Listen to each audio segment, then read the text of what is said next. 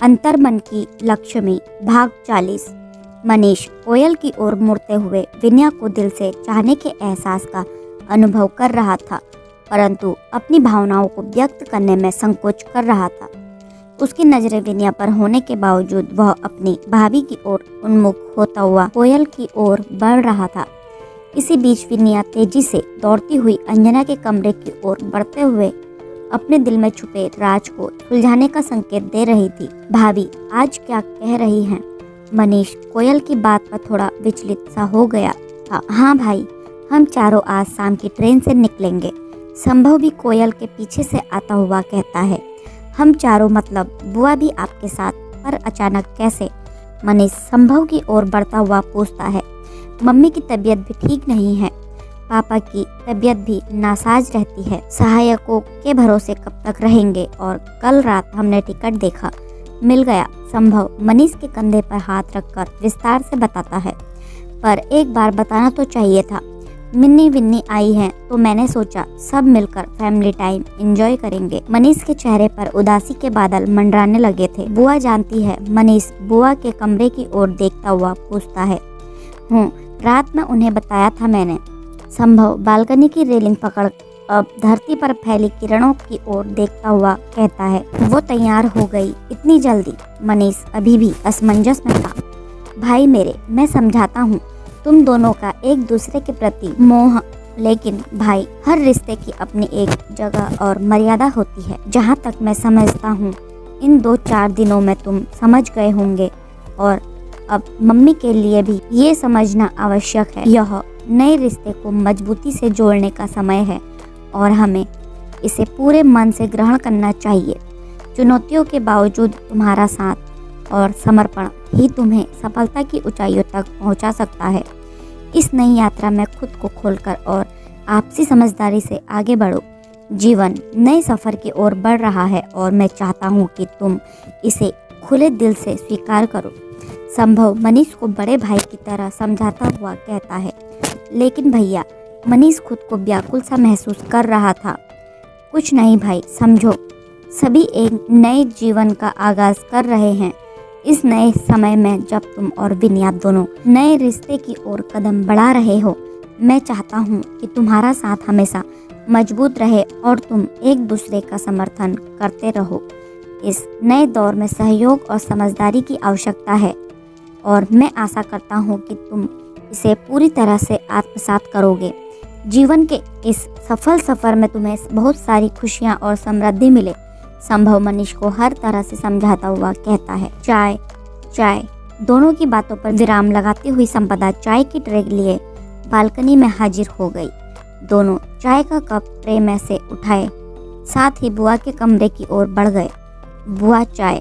संपदा ट्रे रखती हुई कहती है। आज चाय किसने बनाई? बड़ी बुआ छूटते ही पूछती है। कोयल भाभी ने बुआ।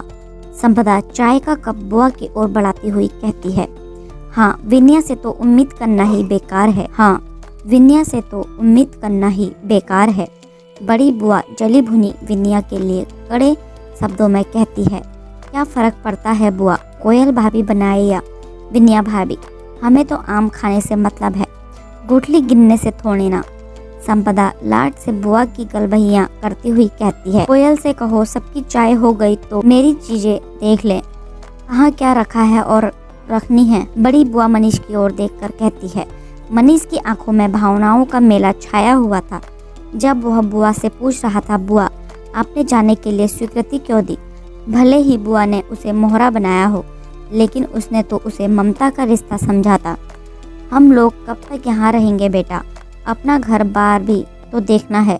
बड़ी बुआ मंजली बुआ के शब्दों को चबा चबा कर बोल रही थी और उनके इस कथन पर मंजली बुआ अपनी बड़ी बहन के बदले रंगत को आश्चर्य की दृष्टि से देखने लगी। 2 महीने बाद फिर आना है बुआ, संपदा कहती है। 2 महीने बाद भैया और भाभी की शादी की सालगिरह है बुआ, और आपके बिना भैया घोड़ी तो चढ़ेंगे नहीं ना? ये बताते हुए संपदा की आंखों में बहती हुई भावनाएं संगीत के तारों की भांति लग रही थी, जो उसके शब्दों को एक विशेष मिठास और आनंद से भर दे रही थी। इस खास मौके पर उसकी आंखों में बसती हुई हंसी और लाड भरी मुस्कान दिख रही थी, जो एक नए संबंध की मिठास का प्रतीक था। यह चुपके से और प्यार से कहे गए शब्द थे जो परिवार की खुशियों को एक नए स्तर पर ले जाने का ऐलान कर रहे थे। उसमें तो हम भी आएंगी। बारी बारी से सबकी बातें सुनती हुई चाय का घूंट लेती मिन्नी चहकती हुई कहती है, हम सब बहनें खूब धमाल करेंगी और इस बार हमें कोई नहीं रोकेगा। संपदा मिन्नी की खुशी पर मुहर लगाती हुई बुआ को पकड़कर झूल रही थी।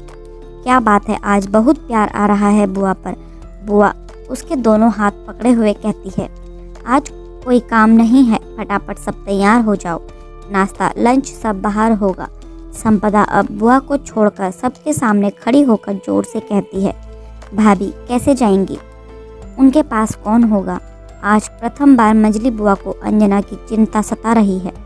पापा होंगे ना बुआ, उन्होंने फिलहाल जाने से मना कर दिया है, अब ज़्यादा विमर्श की ज़रूरत नहीं है, तैयार होइए सब, चलो मिन्नी बिन्नी। ट्रे में कप समेटती हुई संपदा दोनों से कहती है, लेकिन ननद रानी हमारी पैकिंग। कोयल हाथ का काम छोड़कर कहती है। संपदा ने उल्लास भरे स्वर में कहा, मैं और मिन्नी बिन्नी आपकी मदद कराते हैं ना भाभी। की आवाज में एक नए आरंभ की उम्मीद की झलक थी, जिससे उसका इरादा साफ था कि वह परिवार के हर सदस्य की खुशी और समृद्धि में योगदान करने के लिए तैयार है। इस घड़ी में उसमें एक नया ऊर्जा स्वरूप उत्साह था जो उसे नए समय का साथी बनने के दृढ़ संकल्प की ओर प्रेरित कर रहा था। बुआ जी, मनीष चाहते हैं कि आप दोनों ये वाली साड़ी डालें। तलफ लगी बिल्कुल नई गुलाबी और पीले रंग की सूती साड़ी लिए विन्या का कमरे में पर्दापण होता है और इस खास मौके पर न चाहते हुए भी बुआ जी की मुस्कान में एक खास चमक आ गई थी जो बता रही थी कि वह हैरत और प्रेम से भरी हुई है, क्योंकि यह उपहार सही मायने में प्रियता और समर्पण का प्रतीक है। उनकी मुस्कान ने परिवार की मिठास को और भी गहरा बना दिया। बुआ जी की मुस्कान में छिपी खुशी विन्या को आनंद से भर गया। उसके चेहरे पर एक प्यार भरी नीर झलक आई थी। नई सूती साड़ियों के द्वारा आया हुआ यह परिवर्तन माहौल को आकर्षक बना रहा था और उसके पर्दापण ने उस कमरे की ध्वनि को भी सुरीला बना दिया था। मनीष, क्या तुम भी यह साड़ी डालने कहती तो हम जरूर डालते बहू, कहती हुई विन्या की आंखों में विशेष चमक थी जो विन्या को उसकी खासियत का एहसास करा रही थी। विन्या के चेहरे पर भी मुस्कान खिल उठी थी और उसकी आंखों से आभास हो रहा था कि वह मंजली बुआ के विचार सुनकर खुशी से भर गई है और वह महसूस करती है कि इस परिवार के सभी सदस्य धीरे धीरे उसे अपना रहे हैं, जो आगे चलकर उसकी जिंदगी को नए रंगों में रंग देगा। उसकी हंसी में समाहित थी एक अनुभूति जो कह रही कि एक और नए साथीत्व और समर्पण का प्रारंभ होने जा रहा है। इस उम्र में भी दुधिया वर्ण लिए लंबी कद की बड़ी बुआ पीली साड़ी खुले बालों को लहराती इस कदर चमक रही थी जैसे कि वह सरसों के खेत में खिली धूप की किरणों का एक जीवंत चित्र थी, जिसकी छाया में सरसों की मिठास और धूप की गर्मी एक साथ मिलती है, जो कि देखने वालों के मन को छू जाती है।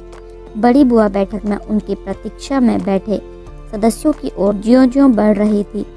उस पीली साड़ी में लिपटी बुआ को देख सबके नयन जुड़ गए थे और एक ताजगी भरी बयार की अनुभूति सभी के चारों ओर बिखरने लगी थी। बुआ जैसे ही बैठक में आई, उनकी चमकती हुई मौजूदगी ने एक ताजगी भरी बयार की भावना को उत्कृष्टता से बढ़ा दिया और सभी सदस्य उसके सौंदर्य में विलीन होकर खड़े रह गए। मनीष बुआ के इस स्वरूप को देखकर उनकी ओर बढ़ ही रहा था कि कृष्ण के वर्ण को आत्मसात करने वाली मंजली बुआ गुलाबी साड़ी में अपने बालों का करीने से लपेटकर जूड़ा बनाए आती दिखी। मनीष के पैर वही थम गए थे।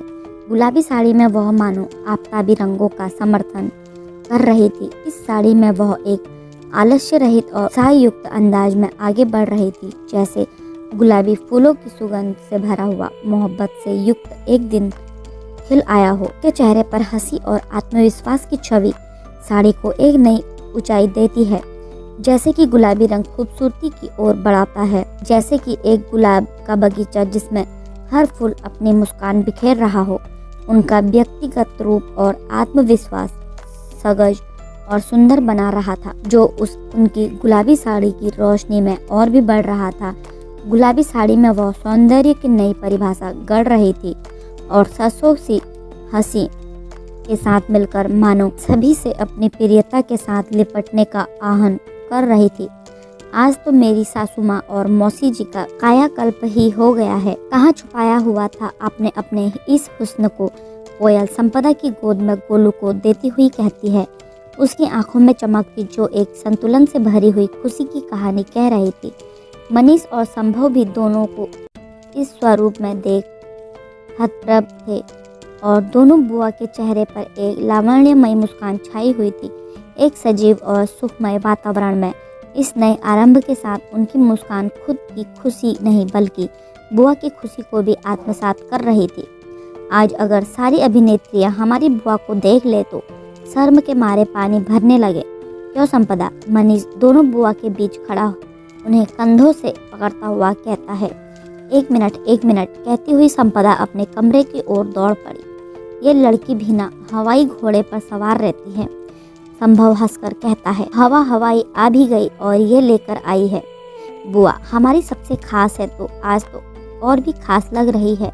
चहकती हुई संपदा अपने हाथ में लिए काजल पेंसिल से दोनों बुआ के कान के पीछे काला टीका लगाती हुई कहती है, तुम्हारी हरकतें भी ना प्यार भरी होती है। आई नो संपदा शर्मा उठी। बड़ी बुआ के कथन को पूर्ण होने से पहले ही उठ कहती है।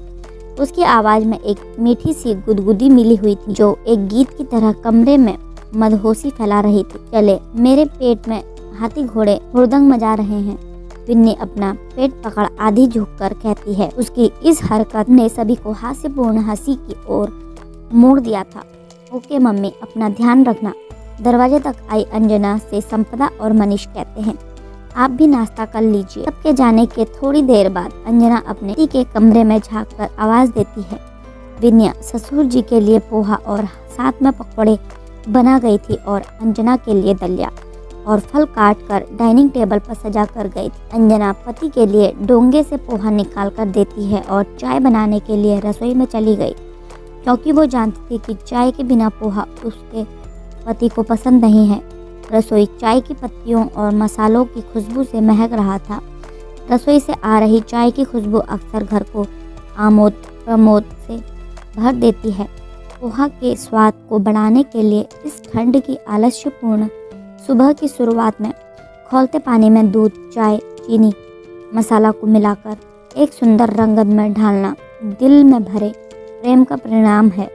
रसोई की दीवारों से गुजरकर अंजना निरंतर अपने प्यार और समर्पण से भरे कार्यों में लीन है और जब वह चाय की रंगत से संतुष्ट होकर ट्रे में चाय सजाकर दरवाजे की ओर घूमती है तो पति को रसोई के दरवाजे पर देख एक बारगी चौंक गई। आज के लिए इतना ही। इससे आगे का अगला भाग जानने के लिए हमारे चैनल पर बने रहें और हमारे चैनल पर नए हैं तो चैनल को लाइक, शेयर, सब्सक्राइब करना ना भूलें। धन्यवाद।